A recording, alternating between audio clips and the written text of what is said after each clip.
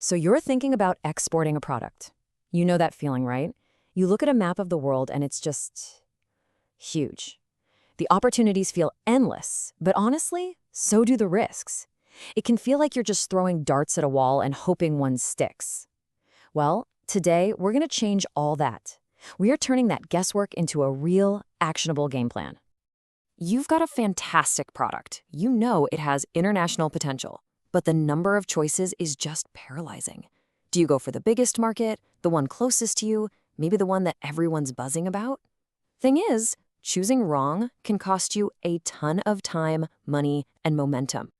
You know, for way too many businesses, this is the reality of their export strategy. It's kind of a mix of gut feelings, chasing rumors, and just following the crowd. But let's be real, in today's competitive global market, guessing just isn't going to cut it. You need an edge, and that is exactly the edge we're going to build today. So, where do we even begin? Well, we start by looking inward. Before you can figure out where to sell, you've got to be absolutely crystal clear on what your strongest products are. And for that, we have this fantastic tool called Revealed Comparative Advantage, or RCA. Seriously, think of it as a way to scientifically discover your product's export superpower. Okay, so what is RCA exactly? Well, it's a simple score that just cuts through all the noise. It asks one basic question. Is your country's export share of a product higher than the world's average share? If the answer is yes, then you're a specialist. It's a direct measure of your competitive strength on the global stage. And the best part? This data is totally out there and accessible. And this is the magic number right here, greater than 1. If your RCA score for any product is above 1, that is a massive signal that you are punching way above your weight. It means you have a revealed comparative advantage. This is your green light. This is where you focus. And the stakes are pretty clear. An RCA greater than 1, that means you have a superpower in that product. A score less than 1, well, that suggests a disadvantage. Now, this isn't about judging your product. It's about knowing where to pick your battles. It's really that simple. So, here's the crucial takeaway. RCA gives you focus. It tells you exactly which products to double down on. So instead of spreading your resources thin across, a dozen different maybes, you can pour your investment and marketing firepower into the products where you already have a proven natural advantage.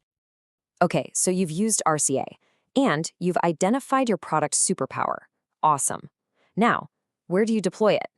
For this, we need our second tool, the Trade Intensity Index, or TII. This is how you pinpoint the specific markets that are already hungry for what you're best at selling.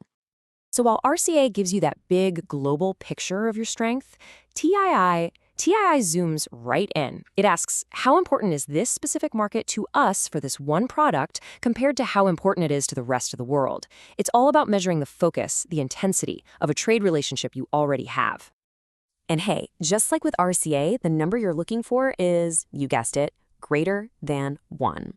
A TII score above 1 means that this particular market is more important to you than it is to your average global competitor. It's a sign of a strong, established trade relationship for that specific product. And this presents you with a really clear strategic choice. A high TTI score, that flags a market you absolutely need to defend and expand in. It's your stronghold. Now, a low score isn't necessarily bad news.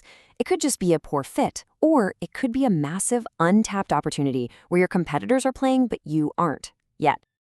So TII is all about helping you prioritize. It confirms where you're already strong, those are the markets to defend, but it also lets you peek at your competitors' strategies, helping you find those gaps in the market they might be overlooking. It sharpens your focus on where to attack and where to protect your turf. Now, having a high RCA for a product and a high TII for a market, that is a powerful combination. But listen, high scores alone don't guarantee success. The final crucial step is to combine all this data with real-world, on-the-ground intelligence. This is where you create your master plan. Because at the end of the day, trade happens between people and companies, not just spreadsheets. Those high scores are your starting point. They're your short list. But to actually win, you need to understand the competitive landscape, the battlefield itself. Who are the other players out there? And what are their advantages? Okay, let's make this really concrete. Imagine this is the data for your sesame seeds in Turkey. You've got a decent market share, 22%. Not bad, but look, exporter A is leading the pack. Now look closer. Their price per ton is lower than yours, and, this is critical, their tariff is half of yours. And whoa, exporter B is even cheaper. This is the kind of intel that completely shapes your next move. Seeing that data immediately forces you to ask the right questions. Can we actually compete on price against exporter B? Why does exporter A have a lower tariff than us? Is that some kind of free trade agreement we can navigate, or is it a wall we just can't climb? Answering these questions is what turns raw data into a real strategy. So let's bring it all together. We've gone from a big, scary, overwhelming world map to a focused, actionable plan.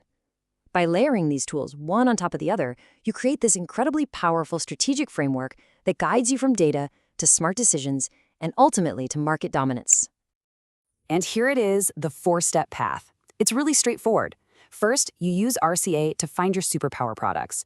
Second, you use TII to pinpoint your high-potential markets.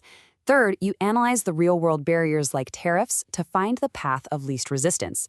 And finally, you make sure your pricing is actually competitive within that market. It's a clear, repeatable process. Ultimately, this is the whole point. The entire exercise is about making one fundamental shift in your thinking. You stop just shipping products, and you start making calculated strategic moves.